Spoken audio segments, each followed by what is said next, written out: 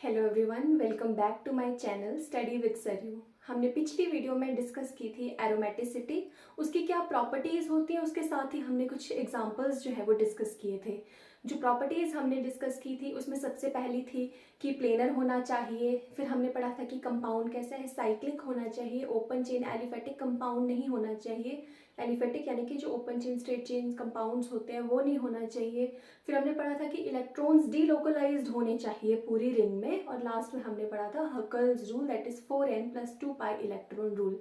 उसमें एक प्रॉपर्टी जो हमारी रह गई थी वो थी कि एरोमेटिक कंपाउंड्स हाईली स्टेबल होते हैं।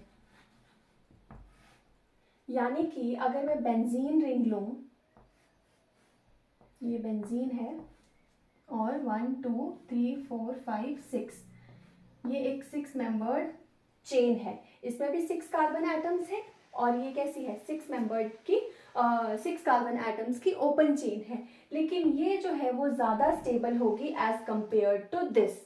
क्यों? क्योंकि बेंजीन एरोमेटिक है। अब हम कह तो रहे हैं कि बेंजीन एरोमेटिक है, बट आई होप आप सबको ये समझ आ गया होगा कि हम बेंजीन को एरोमेटिक क्यों बोल रहे हैं। एक बार इसको फटाफट से रिवाइज कर लेते हैं।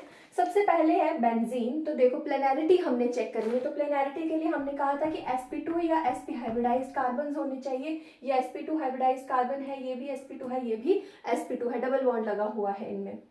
या हम कह सकते हैं कि प्लेनर होना चाहिए, यानी कि प्लेन पास करें तो उसको कट कर दे। अब देखो कि अगर मैं इस पेपर, मान लो ये पेपर जो है ये हमारा प्लेन है, अगर इस प्लेन को मैं इस तरह से पास करूंगी तो सारे कार्बन आइटम्स क्या है, कट हो जाएंगे, बराबर से इक्वल हाफ्स में डिवाइड हो जाएगा। इसलिए हम कह रहे हैं कि बेंजीन जो है वो प्लेनर है।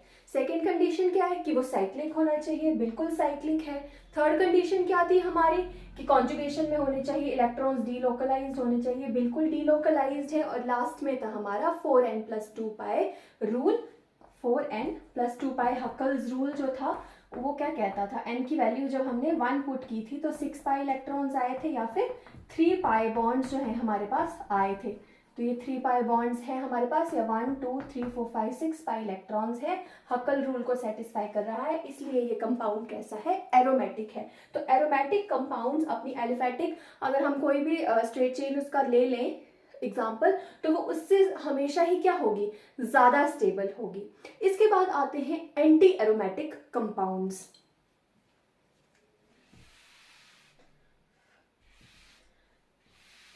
चॉक्स थोड़ी डस्ट वाली है। नेक्स्ट हेडिंग हम डालेंगे एंटी एरोमेटिक कंपाउंड्स। हमने इससे पहले पढ़े aromatic compounds. Anti aromatic compounds क्या होते हैं, नाम से पता चल रहा है एंटी एरोमेटिक के ऑपोजिट होंगे थोड़े से, लेकिन इसकी जो प्रॉपर्टीज हैं वो कुछ तो बिल्कुल एरोमेटिक कंपाउंड्स के जैसी ही हैं। जैसे कि पहले हमने पढ़ी थी कि स्ट्रक्चर कैसा है, प्लेनर होना चाहिए, उसको क्या है, साइक्लिक होना पड़ेगा। थर्ड हमने क्या पढ़ा था कि इलेक्ट्रॉन्स जो है वो डीलोकलाइज्ड होने चाहिए। लेकिन लास्ट ये हकल रूल को फॉलो नहीं करता है, इसके लिए हमारे पास होता है 4n रूल, यानी कि 4n पाई इलेक्ट्रॉन्स होने चाहिए, जहां पे n की वैल्यू जो है वो 1 2 3 4 अप टू सो ऑन हो सकती है। ठीक है, 1 2 3 4। अब 0 तो हम डाल नहीं सकते ना, 0 वैल्यू अगर पुट कर देंगे तो 0 पाई इलेक्ट्रॉन्स का तो क्या मतलब हुआ, यानी कि उसमें कोई पाई बॉन्ड है ही नहीं, यानी कि वो कैसा है, प्लेनर नहीं होगा वो, है ना। ये मतलब हुआ इसका कि उसमें कोई पाई इलेक्ट्रॉन्स प्रेजेंट ही नहीं है। अब जैसे फॉर एग्जाम्पल कंसिडर करते हैं हम ये एग्जाम्पल, ये क्या है, साइक्लोब्यूटेन है और ये है साइक्लोब्यूटीन।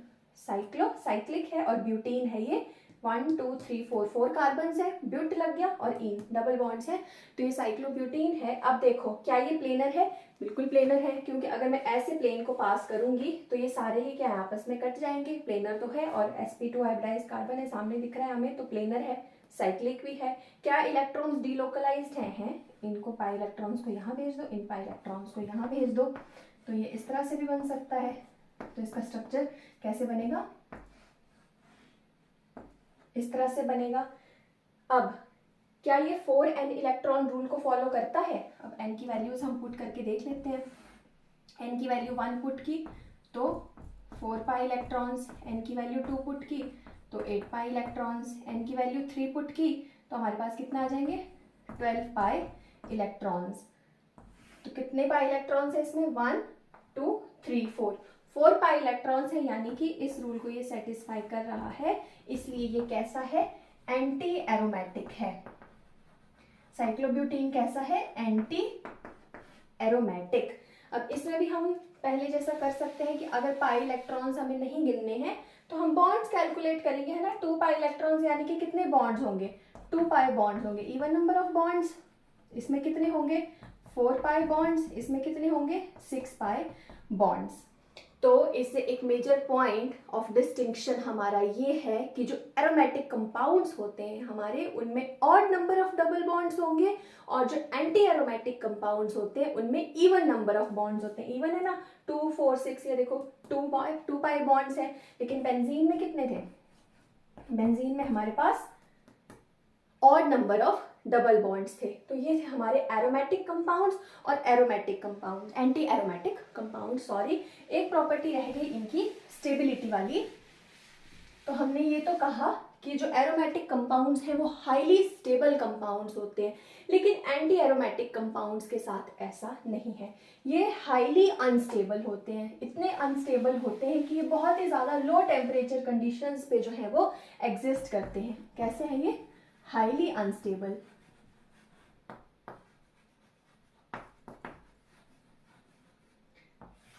साइक्लोब्यूटीन का ही ले लेते हैं हम, हाईली अनस्टेबल है, यानी कि अगर मैं इसको ऐसे लूं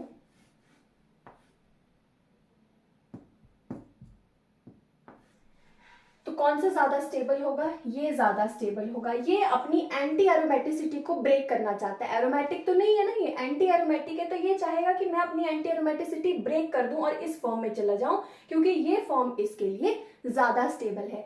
तो anti aromatic compounds highly unstable होते हैं। ऑन द कॉन्ट्रेरी जो हमारे एरोमेटिक कंपाउंड्स हैं वो कैसे होते हैं, बहुत ज्यादा स्टेबल होते हैं। अब कुछ एग्जांपल्स आप प्रैक्टिस के लिए लिख सकते हैं।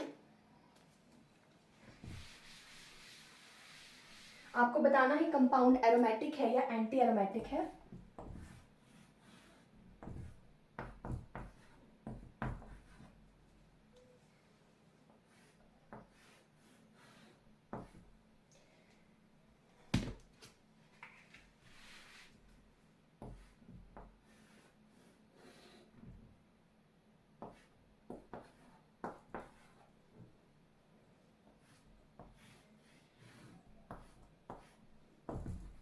तीन कंपाउंड्स आपके सामने हैं ए बी सी। आपको बताना है कि ये एरोमेटिक कंपाउंड्स है या एंटी एरोमेटिक कंपाउंड्स है।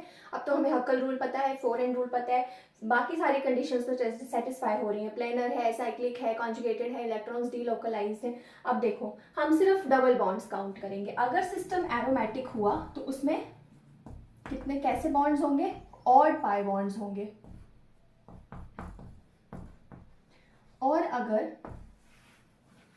सिस्टम एंटी एरोमेटिक हुआ तो उसमें even number of pi bonds होंगे। इसमें देखो ये तो पॉजिटिव चार्ज है, पॉजिटिव है, 1 पाई बॉन्ड है, तो ये सिस्टम कैसा हुआ एरोमेटिक, राइट।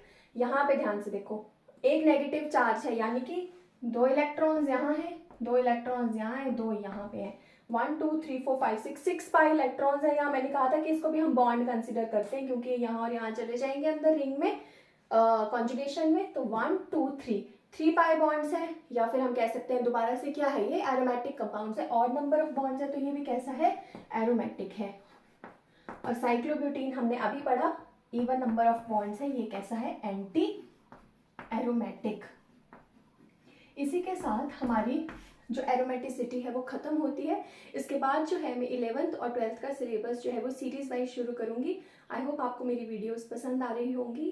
प्लीज़ मेरे चैनल को सब्सक्राइब कीजिए, लाइक कीजिए, कमेंट कीजिए, और जो भी ऐसे लोग हैं जिनको ज़रूरत है केमिस्ट्री के लेक्चर्स की, तो उन्हें प्लीज़ कहिए कि मेरा चैनल सब्सक्राइब कीजिए। Thank you so much for all your support.